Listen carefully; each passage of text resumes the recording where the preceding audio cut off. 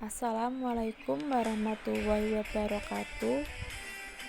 Selamat pagi anak-anak, berjumpa lagi dengan Ibu Nila Rizky Oktaviani. Pada pagi hari ini kita akan belajar untuk kelas 3 tema 1 pertumbuhan dan perkembangan makhluk hidup. Nah, sebelum kita memulai pembelajaran pada pagi hari ini, alangkah lebih baiknya kita berdoa bersama-sama terlebih dahulu ya. Berdoa dimulai.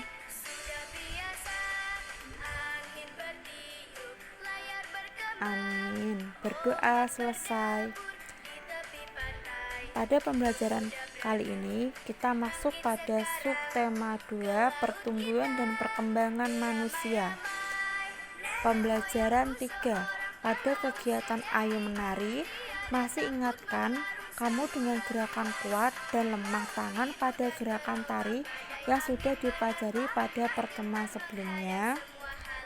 Cobalah mempraktekkan gerakan tersebut sambil bernyanyi lagu tepuk tangan. Nah, gerakan ini kemarin sudah anak-anak praktekkan, kemudian di video dan dikirimkan ke Punila ya. Dan itu sudah Punila nilai. Nah, selanjutnya kita membahas pembelajaran selanjutnya, bagaimana perasaanmu saat menari? Ayo, bagaimana anak-anak perasaannya saat menari? Pasti senang ya. Kemudian, dapatkah kamu mengikuti semua gerakan sesuai contoh yang diberikan? Gimana anak? Bisa ya? Bisa semua kemarin ya?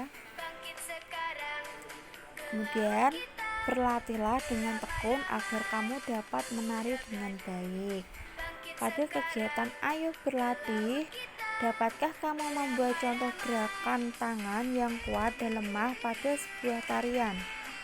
Bekerjalah secara berkelompok, lalu diskusikan mengenai gerakan yang akan kamu ciptakan. Gerakan yang kamu ciptakan dapat menirukan gerak benda yang ada di sekitar.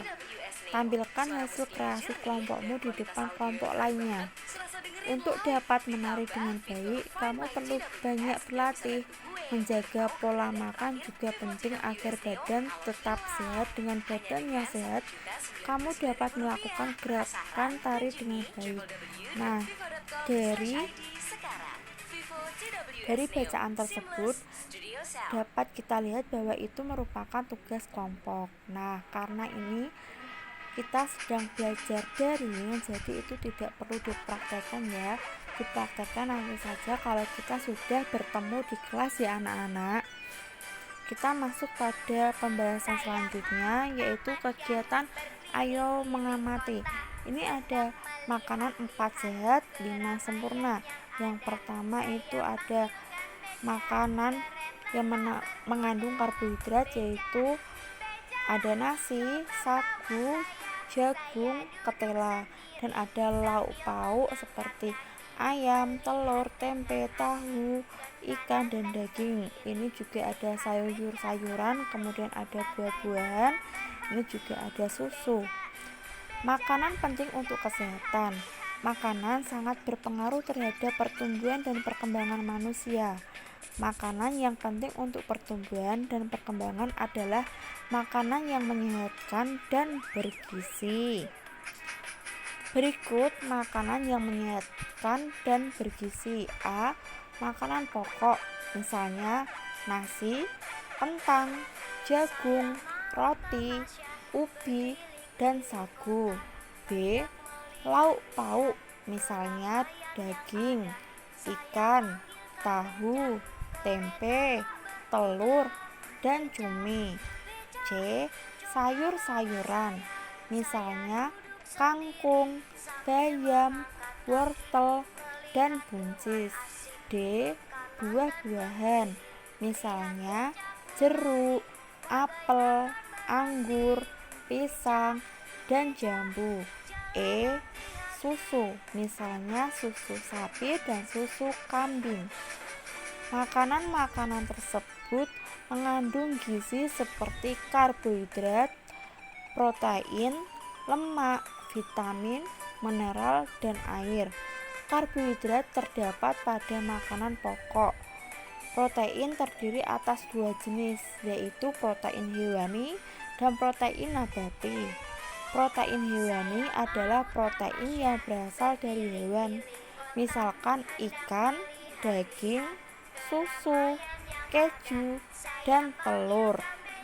Protein nabati adalah protein yang berasal dari tumbuh-tumbuhan, misalkan tempe dan tahu.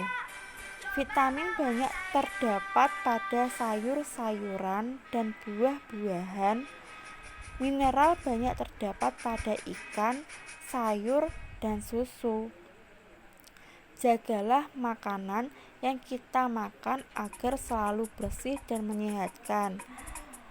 Makanan yang bersih, menyehatkan, dan bergizi akan membantu pertumbuhan dan perkembangan manusia dengan baik. Nah, gimana sih anak-anak cara menjaga makanan agar bersih dan menyehatkan? Nah, caranya sebelum anak-anak makan atau minum atau memegang sesuatu yang nantinya akan masuk dalam tubuh kita, alangkah lebih baiknya kita mencuci tangan terlebih dahulu sebelum makan, dan ditambah lagi berdoa sebelum dan sesudah makan. Paham anak-anak? Alhamdulillah kalau sudah paham. Kita masuk pada pembahasan selanjutnya ya. Pada kegiatan Ayo Menulis, amati gambar makanan berikut ini. Beri tanda centang pada makanan yang sebaiknya dimakan setiap hari.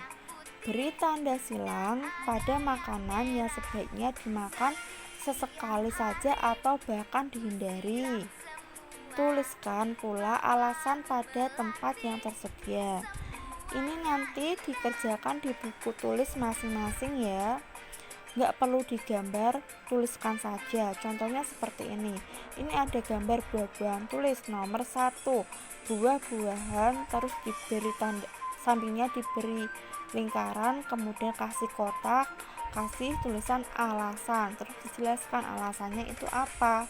Paham? Bagus kalau sudah paham. Nomor 2 itu ada permen. Untuk nomor 3 ada es krim. Nomor 4 coklat. Nomor 5 susu. Dan nomor 6 itu ada lauk pauk ya anak-anak. Jadi itu ada berapa soal? Ya, ada 6 soal ya. 1, 2, 3, 4, 5, dan 6. Nah, selanjutnya buah-buahan dapat kita temui dengan mudah di pasar atau penjual buah di sekitar kita. Banyak petani melakukan perkembangbiakan buatan untuk buah-buahan. Hal tersebut dilakukan agar dapat menghasilkan buah yang banyak dalam waktu singkat. Melalui kegiatan perkembangbiakan buatan, petani bisa menghasilkan ribuan buah dalam masa panen. Melalui kegiatan pencakokan, sebuah perkebunan jeruk dapat menghasilkan 3.400 buah dalam sekali panen. Pada pembahasan selanjutnya, kegiatan Ayo Berlatih, bayangkan jika suatu perkebunan dapat menghasilkan 3.400 buah dalam satu kali panen, berapa jumlah buah yang akan dihasilkan dalam 2 kali panen? Jawabannya, karena tadi dikalikan 2, 3.400 ditambah 3.400 hasilnya 6.800. Masih ingatkah kamu cara menghitung hasil penjumlahan? Ayo, masih ingat atau enggak? Kemarin kita membahas operasi penjumlahan secara bersusun ya. Mungkin bisa digunakan untuk penjumlahan yang kamu anggap paling mudah. Nah, selanjutnya selesaikan soal di bawah ini dengan benar. A. Pada musim panen dihasilkan 2 keranjang buah jambu. Keranjang pertama berisi 1.750 buah jambu. Panjang kedua berisi 1850 buah jambu. Berapa jumlah buah jambu dalam 2 keranjang tersebut? Nah, ini nanti cara pengerjaannya di buku tulis anak. Di buku tulis anak, masing-masing anak itu yang pertama dituliskan dulu soalnya ditulis terlebih dahulu, kemudian baru jawabannya. Bisa dengan penjumlahan bersusun ya. Kemudian yang B, Pak Komar ingin menjual buah semangka hasil panen dari perkebunannya. Kebun Pak Komar menghasilkan 2 truk semangka. Truk pertama memuat 1.200 buah semangka, truk kedua memuat 1.800 buah semangka. Berapa jumlah buah semangka hasil panen Pak Komar? Sama seperti tadi yang A, yang B juga ditulis soalnya, baru dijawab.